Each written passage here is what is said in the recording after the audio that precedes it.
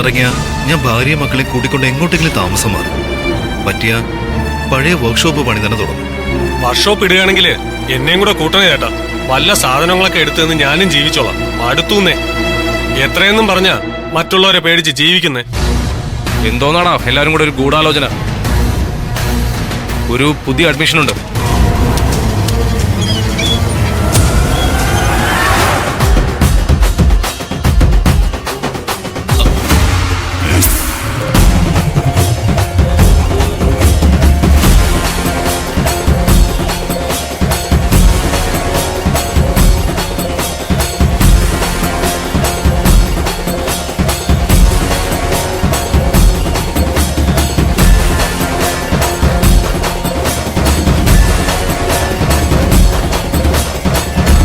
എന്തോന്നാടാ നോക്കിയിരിക്കുന്നത്?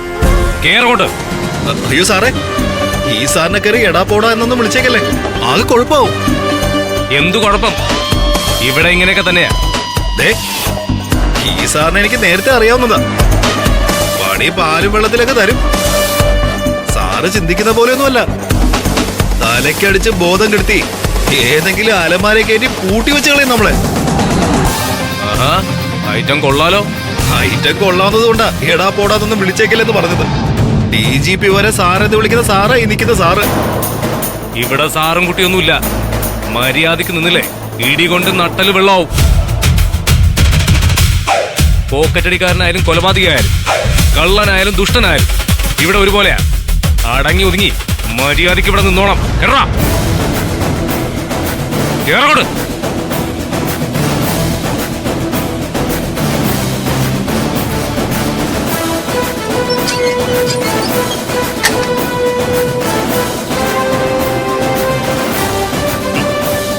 അങ്ങനെ താനിവിടെ എത്തിയല്ലേ? കോടതിയിൽ കയറി നിന്ന് സ്വയം കുറ്റമേറ്റെടുത്ത് നീ ഗൗതമനെ രക്ഷപ്പെടുത്തി കളഞ്ഞല്ലേ? നീയും ഞാനും ഇതിന്ന് പുറത്തിറങ്ങും. എന്താ വേണ്ടെന്ന് വെച്ചാൽ ഞാൻ ചെയ്തോളാം. കുറുക്കനെ കൂട്ടിലടയ്ക്കുന്നവരേ ഉള്ളൂ ബുദ്ധിമുട്ട്. ഒന്ന് അകത്തായി കിട്ടിയ പിന്നെ തുറന്നു വിടാതിരുന്നാ പോരെ. ആ പണി ഗൗതം സാർ നിധി മാഡം കൂടെ നോക്കിക്കോളും. ഇനി അതല്ല, അവരുടെ കൂടും പൊളിച്ച് താൻ പുറത്തിറങ്ങുന്ന ഒരു അവസ്ഥ ഉണ്ടായാൽ തന്നെ ഞാൻ ഇതിനകത്തിട്ട് തീർക്കും. ഒരുപാട് വിളയല്ലേ പവിത്ര നീ. ഇപ്പോഴും എന്റെ ആൾക്കാർ പുറത്തുണ്ട്. ഭാര്യയും മോളും വീട്ടിൽ തനിച്ചാണെന്ന കാര്യം മറക്കരുത്. 2 പെൺ ശരീരങ്ങൾ പിച്ചി ചീന്തിയ നിലയിൽ തെരുവിൽ കിടക്കും ചിലപ്പോ.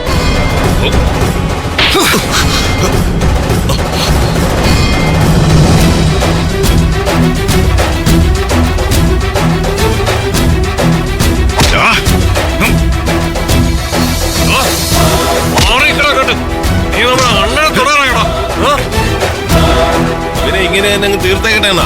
പെണ്ണുങ്ങളുടെ മേൽ കൈവെക്കുന്ന ഇവരെയൊന്നും വെച്ചേക്കാൻ പാടില്ല. വിട്ടേരടാ, ചിലപ്പോ ഇവ നന്നാവുന്നെങ്കിലോ.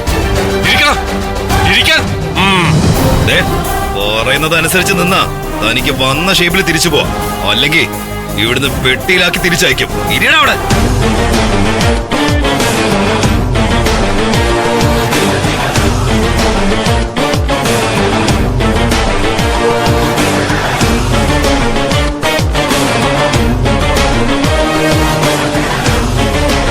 കയ്യിലിരിപ്പ് ശരിയായില്ലെങ്കിലേ ഏത് കൊലകൊമ്പനും മുട്ടുപടക്കി ഇങ്ങനെ ഇരിക്കേണ്ടി വരും.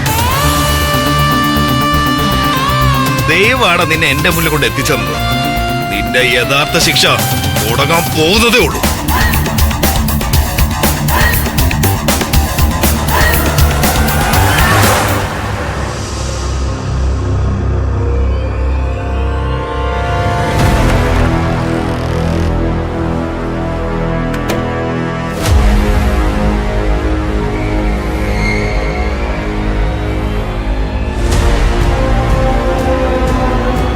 ഗൗതം ഇതെവിടെ പോയി?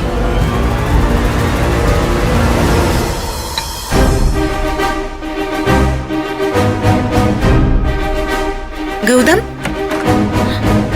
ഇവിടെ ഇല്ലേ? മിക്കവാറും ബാൽക്കണിയിൽ പോയി നിൽക്കാവും. നോക്കാം.